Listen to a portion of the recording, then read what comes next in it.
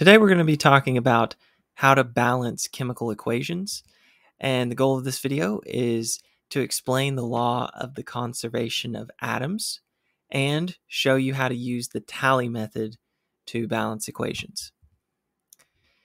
So first, what is the law of conservation of atoms?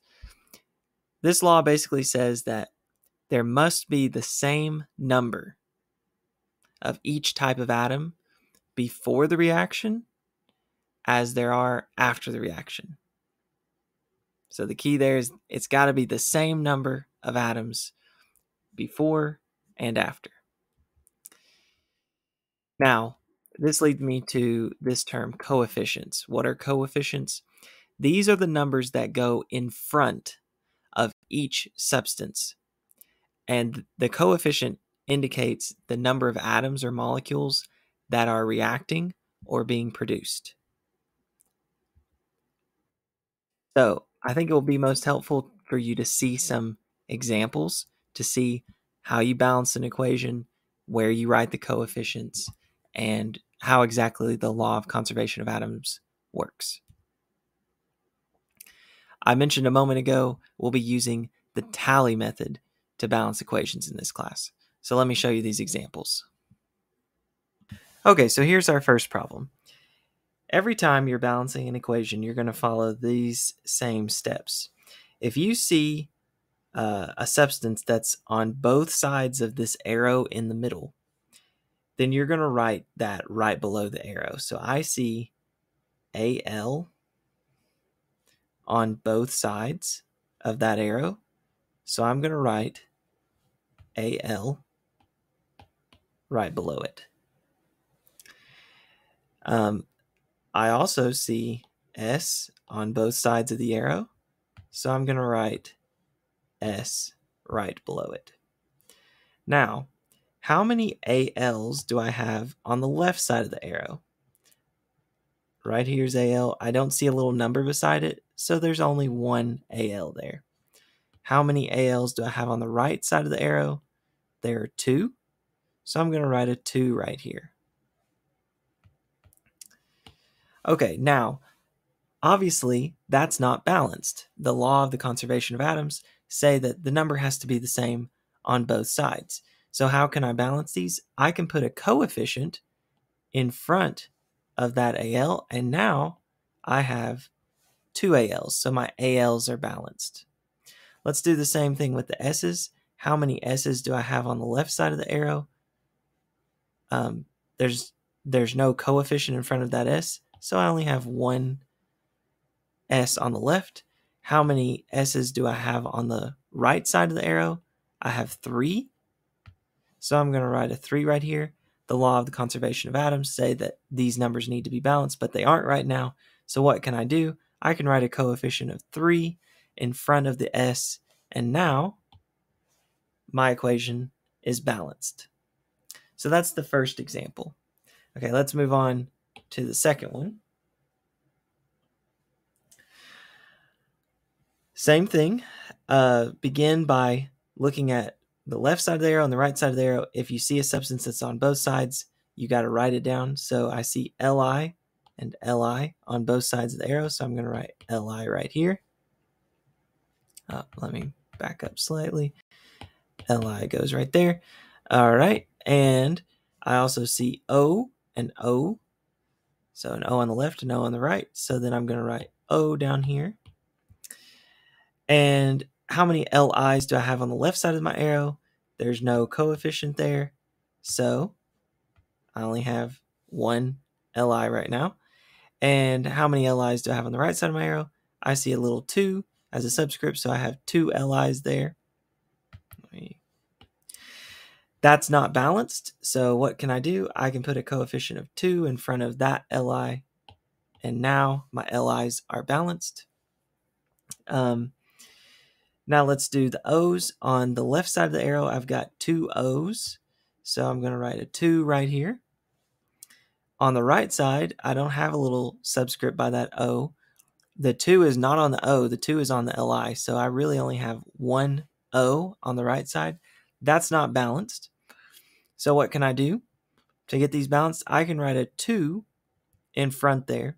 And if you imagine that there's just a 1 right there, the 2 as the coefficient, that 2 multiplies both of these numbers. So 2 times 2 changes my LIs to 4, and 2 times 1 changes this to 2. The good news is my O's are balanced now, but the bad news is my LIs are now unbalanced. I have 4 LIs on the right, and I have 2 LIs on the left, so what can I do? I can change that to 4, and now everything is balanced. I have, let me erase these arrows. Now everything is balanced. I have 4 LIs on the left, 4 LIs on the right, 2 O's on the left, 2 O's on the right. All right, let's work one more example. This will be the most complex one you see, but even though it may look challenging, it's following the same basic steps. So let's walk through this. I see, I see FEs on the left side of the arrow and FE on the right side of the arrow. So I'm going to write FE right there. And now the stuff in parentheses, treat it as just one thing. Even though you see multiple letters and numbers in there, treat it like it's all one thing. So if it's inside parentheses on both sides of the arrow, then let's keep it all together. So I see SO4s on the left side of my arrow, and I see SO4s on the right side of my arrow. So I'm just going to keep that all together, SO4. I have some on the left and I have some on the right.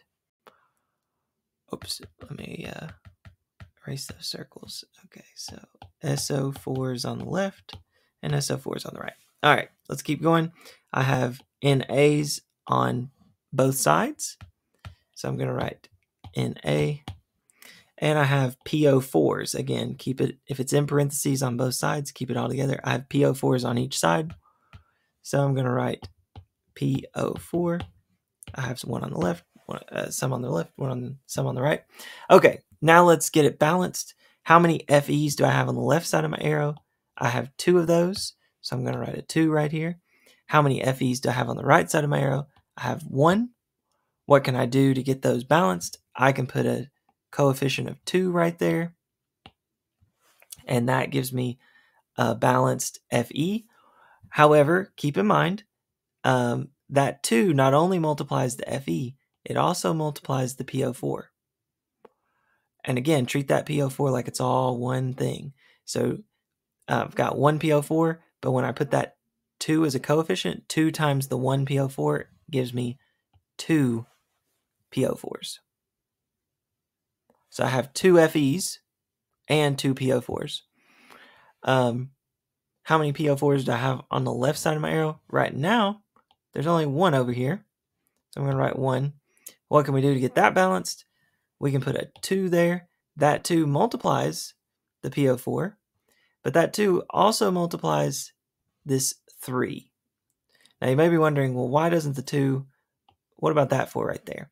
Well, again, if it's inside parentheses, that's the key. If it's inside the parentheses, you treat it like it's just one thing. So I really only have 1 PO4 right there. So the 2 times 1, that's where we got that 2 from. But the 2 also multiplies the 3 NAs. 2 times 3 is 6. How many NAs do I have on the right? Right now, I've only got 2. But I need 6 to be balanced. So what coefficient can I write there? I can write a 3. 3 times the 2 gives me 6 NAs. But that 3 also multiplies this 1 SO4 that I've got. So it's really like there's 1 there. 3 times 1 is 3.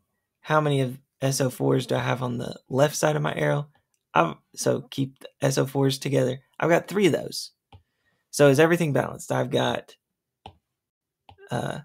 2 and 2 on each side, 3 and 3, 6 and 6, 2 and 2. So everything is balanced when you erase all. Oh, crap. There was a 2 there. Yeah. When you erase all this extra stuff that I drew in.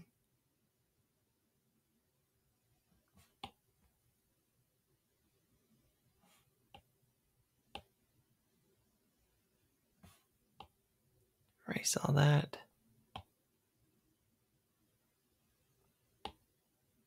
There we go. That's your final answer. Okay, so when you're doing when you're balancing these equations, it's I not only need to see the coefficients, but I need to see the work, like what I've drawn down here below. I need to see your work to show how you balanced that equation.